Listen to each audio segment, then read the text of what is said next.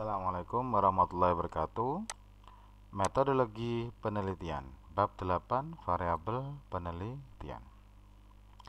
Pada bab sebelumnya telah dijelaskan beberapa pendekatan terkait dengan penelitian. Ada pendekatan kualitatif atau penelitian kualitatif, kemudian ada penelitian kuantitatif, dan yang ketiga adalah penelitian mix model atau gabungan atau campuran antara kualitatif dan kuantitatif, baik itu yang berurutan maupun secara bersamaan. Setelah pendekatan, maka selanjutnya adalah tentang variabel penelitian. 1. Pengertian variabel penelitian. Menurut Sugiono, variabel penelitian adalah suatu atribut atau sifat atau nilai dari orang, objek, atau kegiatan yang mempunyai variasi tertentu yang ditetapkan oleh peneliti untuk dipelajari dan kemudian ditarik kesimpulannya. Jadi apapun bentuknya, gitu ya. Tapi yang menjadi fokus dari peneliti itu sendiri. Variabel penelitian juga dapat diartikan sebagai segala sesuatu yang ditetapkan peneliti dengan tujuan untuk dipelajari sehingga diperoleh informasi tentang hal tersebut dan bisa ditarik sebuah kesimpulan. Ya. Jadi ditetapkan oleh peneliti variabel itu, ya. Sehingga kemudian peneliti tersebut bekerja bagaimana mempelajari secara fokus dan detail serta mendalam terkait dengan variabel tersebut. Tanpa adanya variabel penelitian tidak mungkin dapat melakukan sebuah penelitian, ya. Karena kerja peneliti fokus pada variabel yang dia teliti. Maka kalau tidak ada variabel penelitian, maka apa yang akan diteliti, gitu ya. Karena variabel penelitian itu sendiri merupakan objek dari penelitian itu. Selanjutnya adalah jenis-jenis variabel penelitian. Ada banyak macamnya ini. Jadi jenis variabel penelitian dapat diilustrasikan sebagai mana berikut. Ini dia jenis-jenisnya berdasarkan kriteria tertentu. Yang pertama ada variabel kualitatif dan kuantitatif, ada variabel independen dan dependen, ada variabel nominal, ordinal, interval, rasio, kemudian ada variabel dinamis dan statis, kemudian ada juga variabel simetris, asimetris, dan timbal balik. Ini adalah ilustrasi jenis-jenis dari variabel penelitian. A. Variabel kualitatif dan kuantitatif. Berdasarkan skala, variabel dibedakan menjadi variabel kualitatif dan kuantitatif. Yang pertama mungkin variabel kualitatif. Variabel kualitatif merupakan variabel non-numerik yang mencakup kualitas atau karakteristik yang dapat diamati dari suatu kelompok. Jadi variabel kualitatif ini non-numerik artinya tidak berbentuk angka. Misalnya pendapat, kemudian jenis kelamin, atau mungkin asal daerah, gitu ya, yang dapat diamati dalam suatu kelompok atau karakteristik dari suatu kelompok. Variabel kualitatif ini nanti juga pada akhirnya data yang dihasilkan berbentuk data kualitatif dan juga lebih pas atau relevan jika dilakukan dalam penelitian kualitatif. Variabel-variabel ini terbagi menjadi dua jenis untuk variabel kualitatif. Yang pertama adalah variabel kualitatif nominal, seperti status perkawinan, menikah, belum menikah, janda, duda, dan lain sebagainya.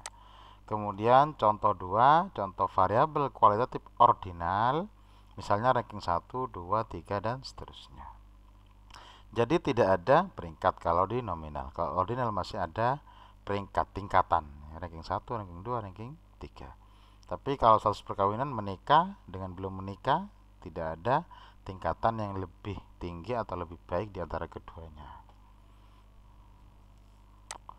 Itu yang pertama, variabel kualitatif. Sedangkan yang kedua adalah variabel kuantitatif. Variabel kuantitatif merupakan variabel numerik yang dapat diekspresikan dengan nilai angka. Jadi variabel numerik. Variabel-variabel ini terbagi menjadi dua jenis, diskrit dan kontinu. Misalnya untuk variabel kuantitatif diskrit, data dengan label 1 laki-laki dan 0 perempuan, dia diskrit. Atau bisa juga dengan data-data yang berbentuk bilangan bulat, jumlah barang misalnya. Jumlah barang itu tidak mungkin misalnya ada 3,5. Jumlah barang biasanya berupa bilangan bulat 1, 2, 3, 4 dan seterusnya, tidak dalam bentuk desimal. Sedangkan variabel kuantitatif kontinu itu bisa dalam bentuk desimal. Misalnya penghasilan itu ya 100 ribu, 200 ribu dan seterusnya. Atau mungkin dalam bentuk desimal misalnya 109,700 rupiah bisa. Tinggi badan misalnya 165,2, berat badan dan seterusnya. Nilai ujian juga sama. Jadi yang semuanya itu tidak berbentuk bilangan bulat semata. Itu adalah contoh 4 terkait dengan variabel kuantitatif kontinu gitu ya. Kemudian yang C adalah terkait dengan variabel independen dan variabel dependen. Berdasarkan hubungannya, variabel dibedakan menjadi variabel independen dan dependen. Hubungan ini ya. Jadi kalau variabel independen adalah variabel yang punya pengaruh atau menjadi penyebab terjadinya suatu perubahan pada variabel lain. Variabel lain itu dalam hal ini adalah variabel dependen. Jadi kalau variabel dependen, yang mungkin variabel ini sangat familiar dalam dunia pendidikan atau dalam dunia penelitian, terutama mahasiswa misalnya, dalam menganalisis atau meneliti tentang variabel tertentu yang dianggap mempengaruhi terhadap variabel yang lainnya. Contoh misalnya, ada judul pengaruh motivasi belajar terhadap prestasi mahasiswa. Dalam hal ini, motivasi belajar ini merupakan variabel independen yang dianggap berpengaruh terhadap prestasi mahasiswa. Jadi prestasi mahasiswa akan sangat bergantung pada pengaruh dari variabel motivasi belajar, yaitu variabel independen. Itu contohnya. Jadi kalau diilustrasikan atau digambarkan seperti ini, variabel X berpengaruh terhadap Y. Dalam hal ini X merupakan variabel independen dan Y di sini akan dijelaskan selanjutnya. Jadi yang dimaksud dengan variabel independen adalah variabel yang mempengaruhi terhadap variabel yang lainnya. Yang kedua adalah variabel dependen. Kalau dalam variabel independen dia mempengaruhi terhadap variabel-variabel yang lainnya, sedangkan variabel dependen adalah variabel-variabel yang dijelaskan atau yang dipengaruhi oleh variabel independen. Jadi yang dipengaruhi. Kalau independen itu yang mempengaruhi, kalau dependen itu yang dipengaruhi. Jadi variabel dependen ini sangat bergantung pada variabel independennya. Contoh misalnya dalam judul yang tadi yang sama, pengaruh motivasi belajar terhadap prestasi belajar siswa. Dalam hal ini berarti variabel yang dipengaruhi adalah prestasi belajar siswa. Sedangkan motivasi belajar itu adalah variabel independen. Sehingga bisa kita gambarkan seperti ini. Jadi variabel prestasi belajar akan sangat bergantung pada motivasi. Jadi variabel X ini mempengaruhi terhadap Y. Lah Y di sini kita sebut sebagai variabel dependen.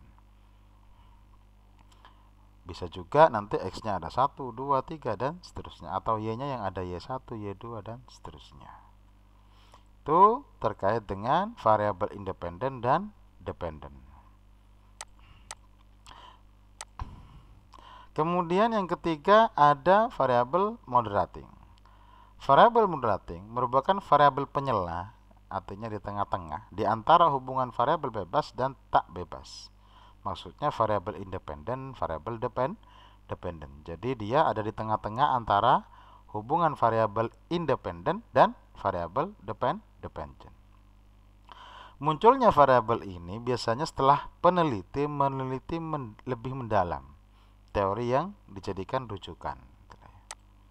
Contoh misalnya, variabel masa lalu keluarga dalam judul pengaruh motivasi belajar terhadap prestasi belajar siswa. Lah, variabel masa lalu ini bisa kita anggap sebagai variabel moderating. Memang variabel ini tidak tercantum dalam judul karena tidak dapat diamati atau diukur. Kalau diilustrasikan seperti ini ilustrasinya. Jadi ini variabel independen, ini ada variabel dependent. Kemudian masa lalu keluarga bisa menjadi variabel moderating. Selanjutnya yang keempat adalah variabel intervening. Variabel intervening merupakan variabel yang mempengaruhi hubungan antara variabel independen dan variabel dependent, menjadi hubungan yang tidak langsung. Ini hampir sama dengan variabel moderating, hanya saja dia menjadi penjembatan gitu ya, antara variabel independen dengan variabel dependent, sehingga hubungan antara X dengan Y itu terjadi secara tidak langsung. Contoh misalnya, variabel lingkungan belajar dalam judul pengaruh motivasi belajar terhadap prestasi belajar siswa. Kita anggap misalnya ini adalah variabel intervening. Jadi kalau diilustrasikan ada X, ada Y, ini adalah variabel independen, ada variabel dependent, motivasi dan prestasi belajar. Dalam hal ini X secara langsung berpengaruh terhadap Y. Namun, bisa jadi X juga secara tidak langsung berpengaruh terhadap Y melalui satu variabel yang namanya variabel intervening. Misalnya lingkungan belajar gitu ya.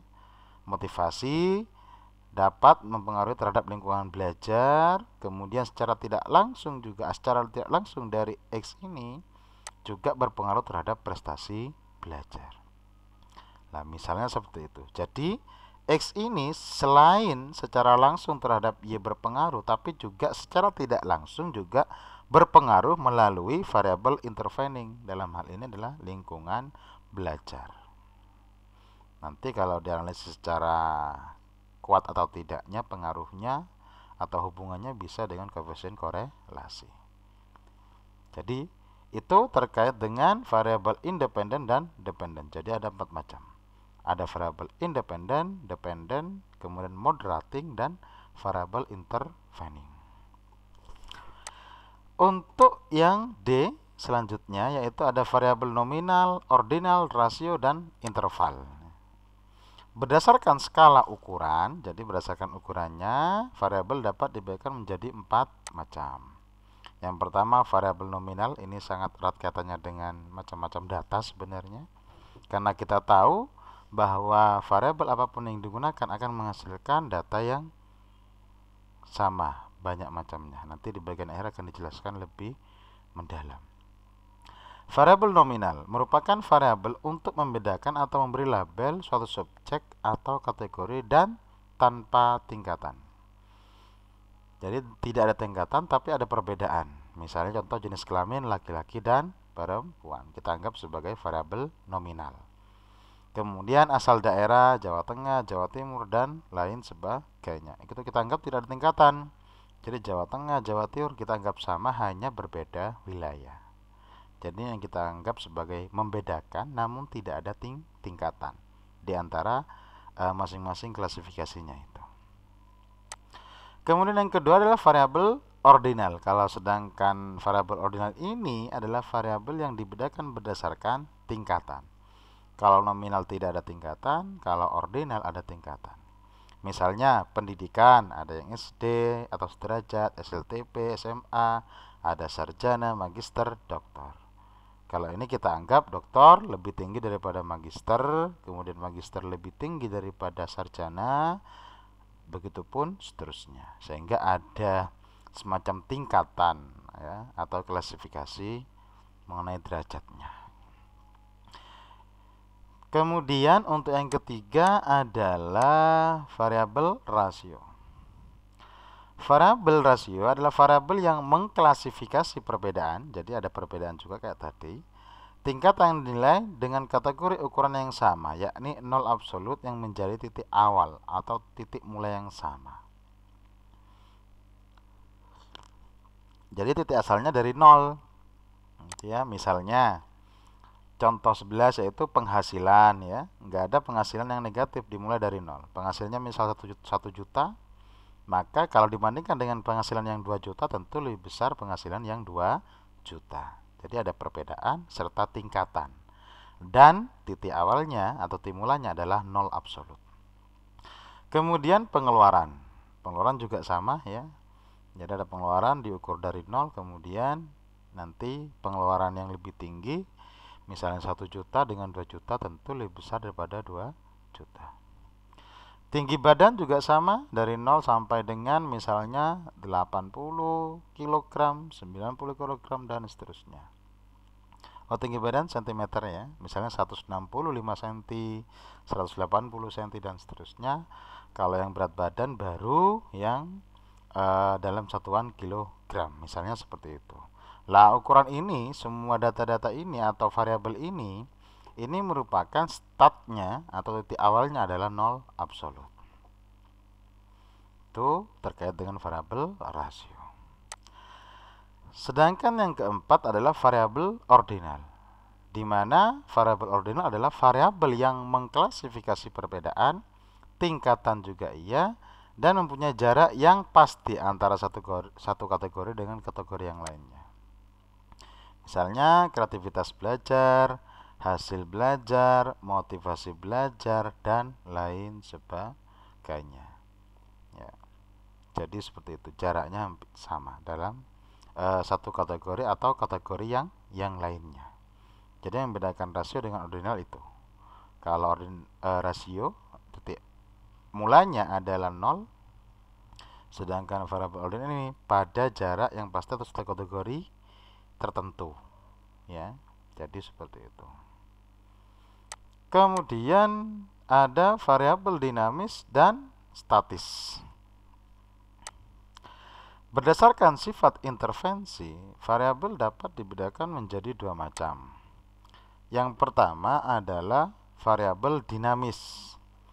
Artinya variabel dinamis itu adalah variabel yang dapat diubah keberadaannya atau dapat diintervensi oleh peneliti, baik pengubahan, peningkatan, atau penurunan.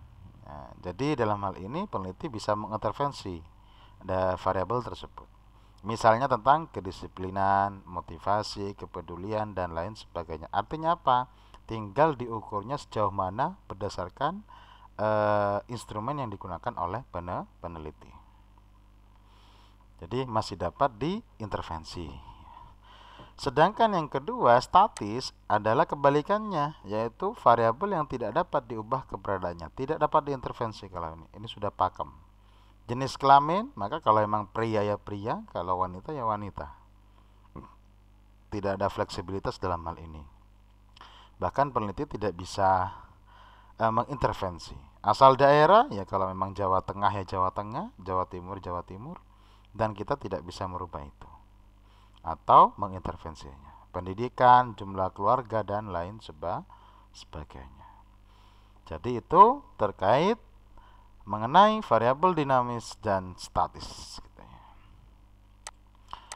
Kemudian ada yang terakhir, yaitu variabel simetris, asimetris, dan timbal balik.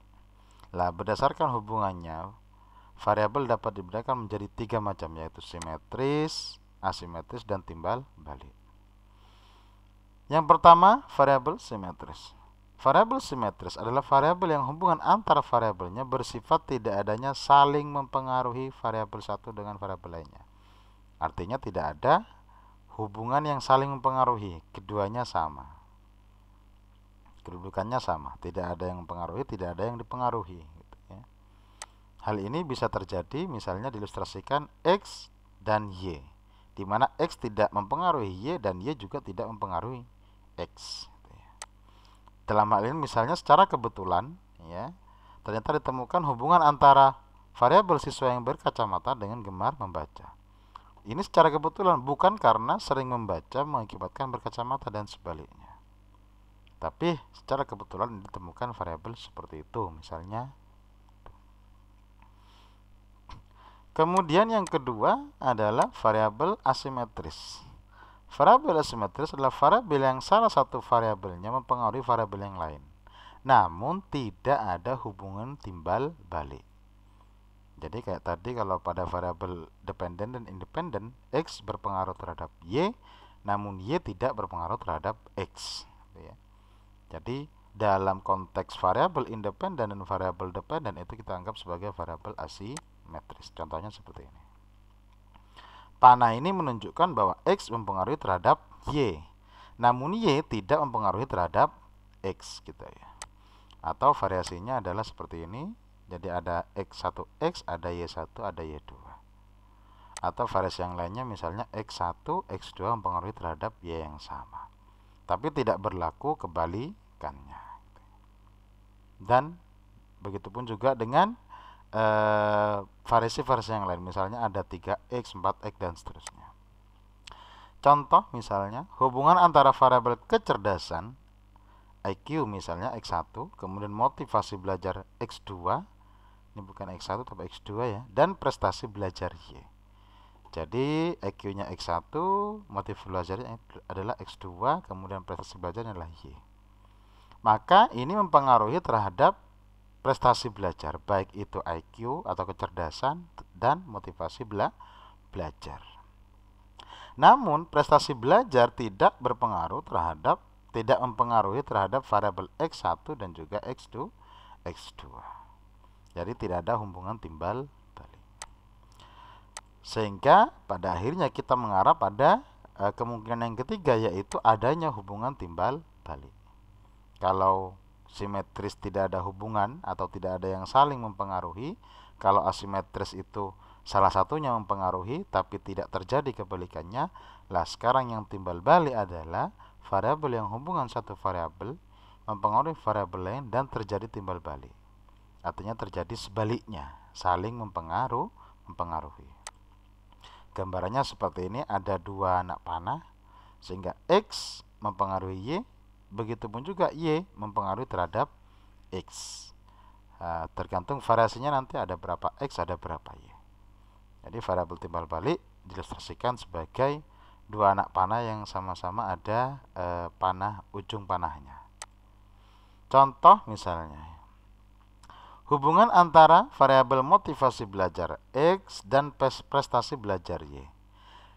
Dua variabel ini dapat terjadi timbal balik atau saling mempengaruhi. Motivasi belajar ya juga dapat meningkatkan prestasi belajar dan sebaliknya, gitu ya.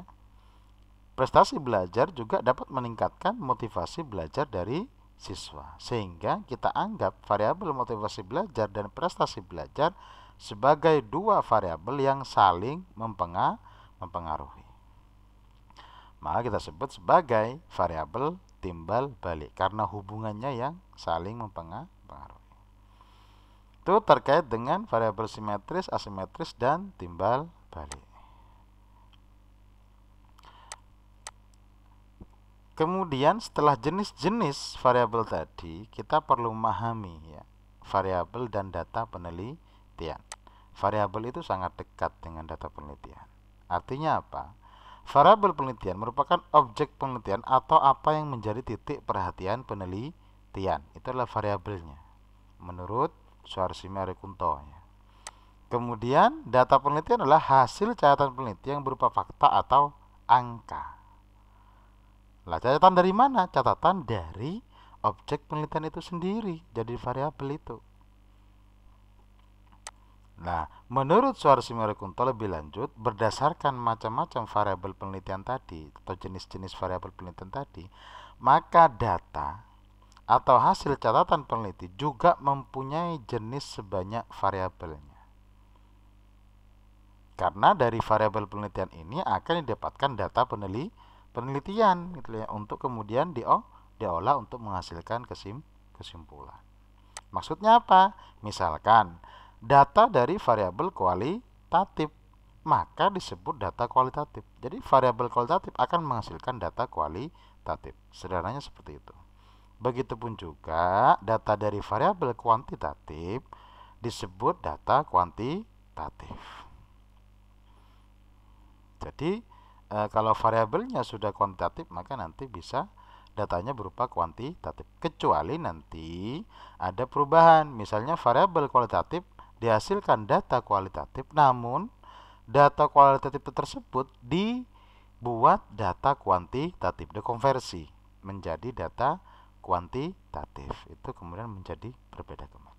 Jadi dalam hal ini ketika kita membahas tentang variabel itu sebenarnya kita juga sekaligus membahas tentang data penelitian tersebut. Jadi data juga bisa terbagi sebanyak jenis variabelnya gitu ya. Jadi ada data ordinal, nominal gitu ya. Sebenarnya kita juga membahas tentang data tadi dari awal tadi. Saya kira itu sekian. Saya akhiri, kurang lebihnya mohon maaf. Wassalamualaikum warahmatullahi wabarakatuh.